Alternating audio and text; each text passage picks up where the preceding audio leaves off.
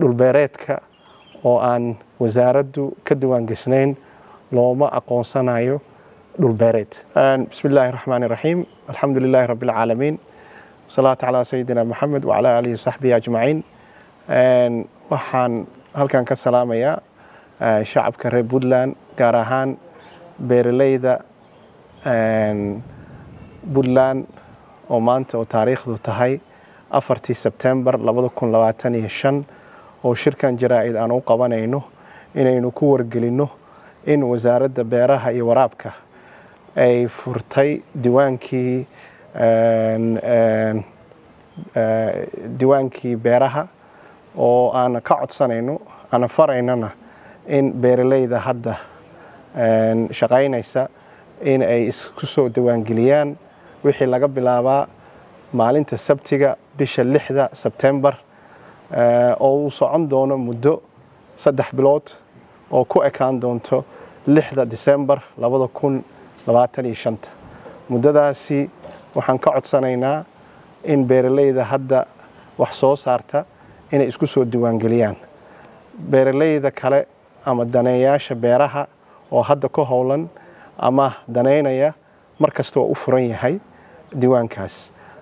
waxaa kaloo aan samaynay wasaaradda xafiis adeeg bixiye ah oo u fududeeya beeralayda talana ka siiya diiwaanka habraaciisa.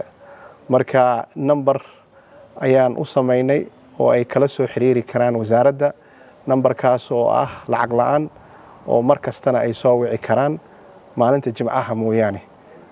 numberkaasi oo ka kooban 3 tiro oo ah 398.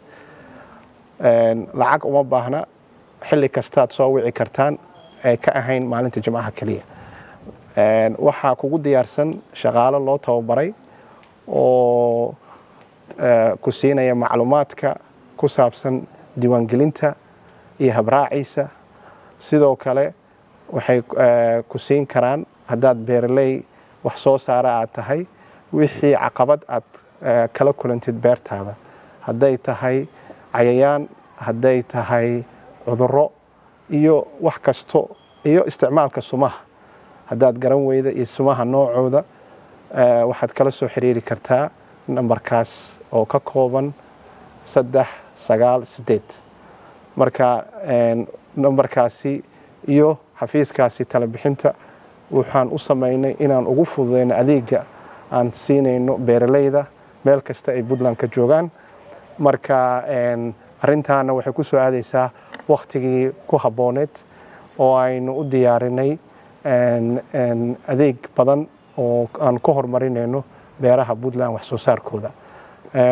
sidoo kale waxaa jiri doono beeralayda si soo diiwaangelin ama dhulbeereedkooda aan soo diiwaangelinin fursad uma heli doonaan inay ka qayb qaataan ama ay u helaan mashaariicda maalgelinta horumarineed ee beeraha. marka arintaas waxaan aad maanta shirkan jaraa'id aan ku xoojinaynaa beeralayda in ay ka faa'iidaystaan si aan ugu faa'iideyno aan ugu fududeynana ka qayb qaadashada mashaariicda horumarineed ee beeraha si aynu u gaarno sugnaan cunto. sidaad ula socotaan waxaan hadda xoogga saaraynaa oo mashaariicda hadda ee beeraha aan xoogga ku saaraynaa dalagyada cuntada si aan uga maaranno cuntada aan banaanka ka keenayno, isku filnaashana aan uga gaarno waxaynu cunayno. marka fariinteenna maanta waxaa weeye in arintaasi beeralayda hadda wax soo saarta iyo kuwa daneynaya iyo kuwa ka hoolanba inay ka faa'iidaystaan, wasaaraddana kala soo xiriiraan nambarka mar kale aan ku celinayo 398. qodobka ugu dambeeya waxaa weeye dhulbeereedka oo aan wasaaraddu ka diwaan gasnayn looma aqoonsanayo dhulbeereed. ayadana waa muhiim in ay shacabka reer Puntland ay fahmaan arintaas.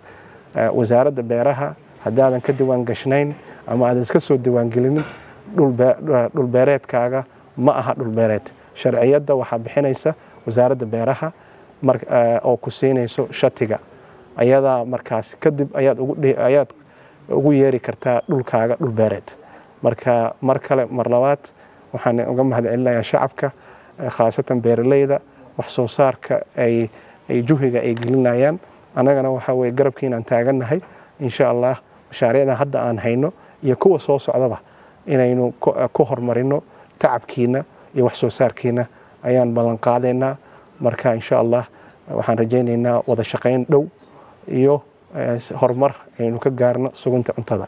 waxaan sidoo kale diiwaanka aan u furnay shirkadaha ka ganacsada agabka ama qalabka beeraha iyo sumaha beeraha iyo abuurka beeraha, hadday fertilizer noqon lahayd, hadday dalagyo seedska noqon lahayd, ayu nooc kasto. shirkadahaasi waxaan ku wargelinaynaa in maanta wixii laga bilaabaa aysan la soo degi karin ama aysan ka ganacsan karin haddaysan shati ka qaadanin wasaaradda beeraha.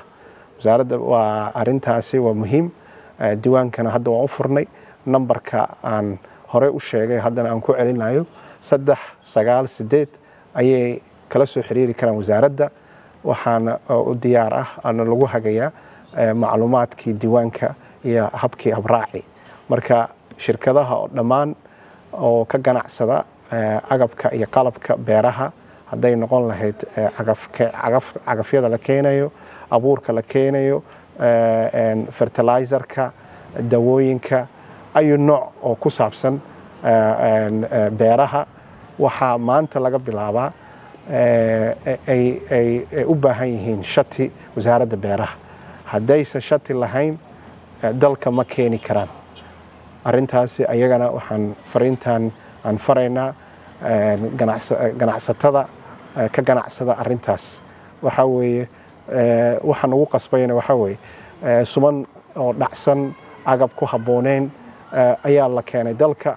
marka wasaaradda beeraha ayaa u leh mandate ayadaana bixinayso shatiga lagu keeni kara dalka. marka arintaasi waxaan rabnaa inaad ganacsatada ay u dhagnugaadaan, ayna la soo xiriiraan wasaaradda. tiim u diyaar ah oo u fududeynayo helidda shatigaas ayaan u diyaarinay si ay ayagana ganacsigoodaas ay u sii wataan, beeraleydana u garab istaagaan agabka ay u baahnaayeen qalabka ay ugu keenaan.